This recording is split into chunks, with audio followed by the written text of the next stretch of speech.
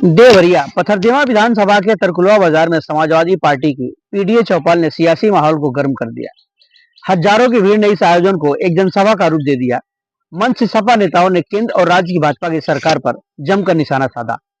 खास तौर पर पूर्व प्रदेश अध्यक्ष नरेश उत्तम पटेल ने भाजपा को आड़े हाथे लिया। भाजपा सरकार ने पिछड़े, दलितों और अल्पसंख्यकों को शोषण किया है। पीडीए हमारा फार्मूला है जो इन समुदायों को उनका हक दिलाएगा। 2027 में हम सत्ता में आएंगे और भाजपा को सबक सिखाएंगे। नरेश उत्तम पटेल ने पीडीए का मतलब स्पष्ट करते हुए इसे पिछड़ा, दलित और अल्पसंख्यक समुदायों का गठजोड़ बताया। वहीं राम भुआल निषाद सवालों से बचते नजर आए। देखें आगे की पूरी रिपोर्ट। जरूरत है क्योंकि डेमोक्रेटिक देश है, लोकतांत्रिक देश है। इस लोकतांत्रिक देश में वोट का सबसे बड़ा महत्व है और वोट से ही सरकारें बनती है। हम और राम भुआल जी जीत कर आए हैं। आपसे भारतीय जनता पार्टी की जो नेता हारी, उनके बारे में आप जानते हैं।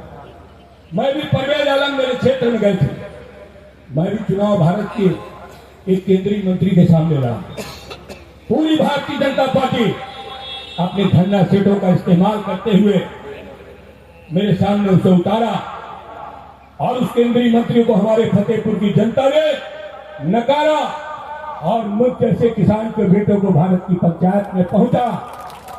इस बात के लिए मैं इस मंच के माध्यम से अपने जिले के मतदाताओं का भी धन्यवाद करता हूं और इस मंच के माध्यम से मैं समाजवादी पार्टी के राष्ट्रीय अध्यक्ष माननीय अखिलेश यादव जी का भी धन्यवाद करता हूं, जिन्होंने मुझे लोकसभा के चुनाव में उतरने का मौका दिया और चुनाव जीतकर मुझे भारत की पंचायत में गरीबों की बात, किसानों की बात, दलितों की बात, पिछड़ों की बात, अकलियत के भाइयों की बात कहने का मौका दिया। हम लोग लोकसभा में हैं, हम जानते हैं। अभी यहाँ संचालक महोदय जब कोई वक्ता का पीक टाइम आता था तो रामानंद जी भी बटन दबा देते कि बस 1 मिनट। ये तो पार्टी का मंच है और हम लोग लोकसभा में हैं। हम कोई बात उठाते हैं, जब भारतीय जनता पार्टी की गलती को उठाते हैं तो वक्ता के साथ क्या व्यवहार होता है कि पीडीए जिताई। पीडीए का भाई लोग चाहत है लोग 2027 में सरकार बनावल तो अगली लाइन पर समर्थन चाव सबका जो बैठल बा ओकर कौने बात पर पीडीए का लोग अब की हम हिंदुस्तान को महंगाई से मुक्ति दिला देंगे। हम किसानों को उनकी फसल का लाभकारी आयोग की रिपोर्ट लागू करके किसानों को लाभकारी मूल्य दिलाने का काम करेंगे। हम पिछड़ी जातियों को मिलने वाले आरक्षण को पूरा का पूरा आरक्षण दिलाने का काम करेंगे। ये भारतीय जनता पार्टी ने जो वादा किया, उस वादे के बारे में आप मुझसे बेहतर जानते हो कि आज 11 साल के अंदर महंगाई कहां पहुंच गई। आप सभी जानते हो कि जिस समय भारत सरकार में मोदी जी आए उसके पहले हमारे यहां रसोई गैस का सिलेंडर 350 रुपए का था और आज वो 1100 रुपए का सिलेंडर हो गया।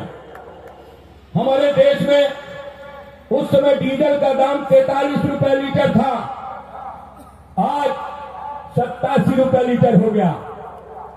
उस समय 2014 में पेट्रोल का दाम 63 रुपए लीटर था और आज वो 100 रुपए के ऊपर पहुंच गया। खाद का दाम बढ़ गया, बीज का दाम बढ़ गया, बिजली का दाम बढ़ गया, पढ़ाई का दाम बढ़ गया, दवाई का दाम बढ़ गया और महंगाई कहां पहुंच गई। भारतीय जनता पार्टी वादा खिलाफी करती है। इसी बात को हम सबके नेता मुलायम सिंह यादव जी कहते थे कि भारतीय जनता पार्टी दोहरे चरित्र की पार्टी है। भारतीय जनता पार्टी दोहरी मानसिकता की पार्टी है।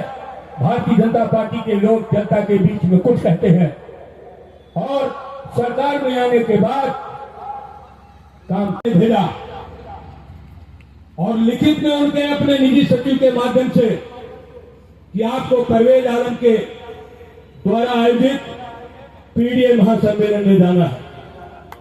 मैं उनके निर्देश पर आया।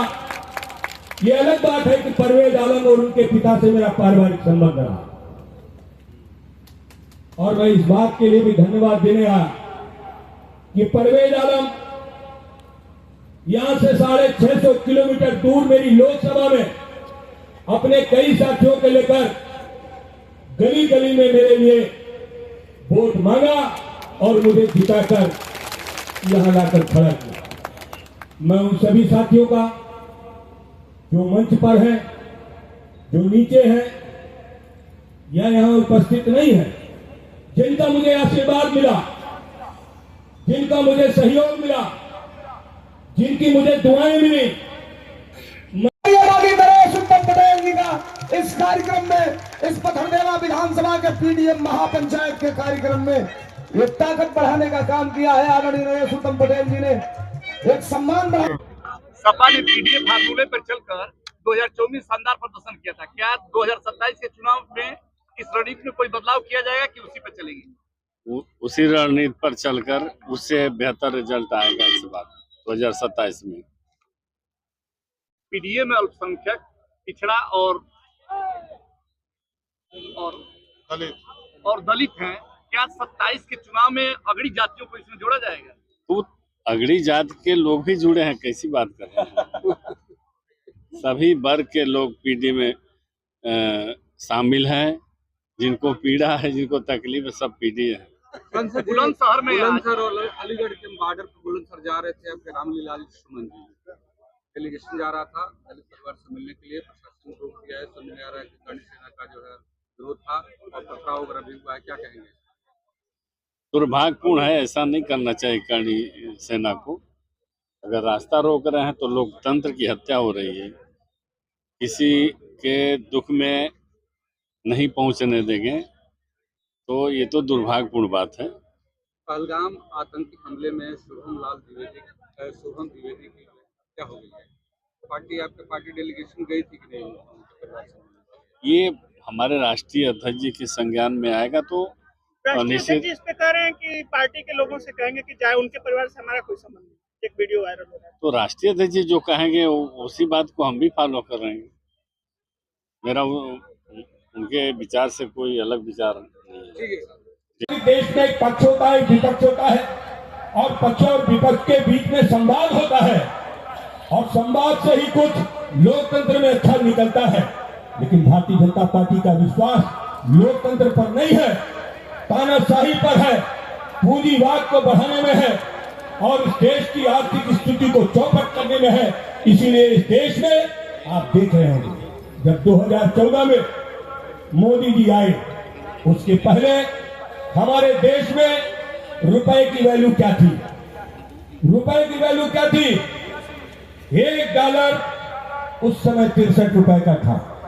तब भारत विकास परिषद के मंच के माध्यम से यह कहा जाता था कि यूपीए की सरकार में 63 रुपए का डॉलर है, और एनडीए की सरकार आएगी तो इसे हम 36 रुपए का कर देंगे। मैं पूछना चाहता हूं इस पीडीए महासम्मेलन के माध्यम से भारत सरकार से कि आज डॉलर 90 रुपए के पास पहुंच गया।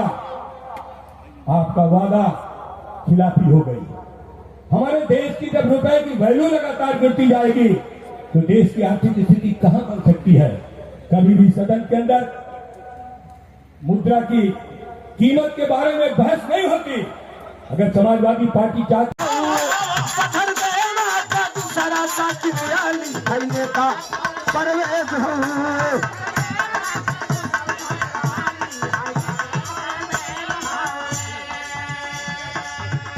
सिरमदेव की धरती से मोहन प्रधान हमारे बड़का भैया की तरफ से 500 रुपया। ऐसे ही खबरें देखने के लिए हमारे चैनल को लाइक करें, कमेंट करें और शेयर करें।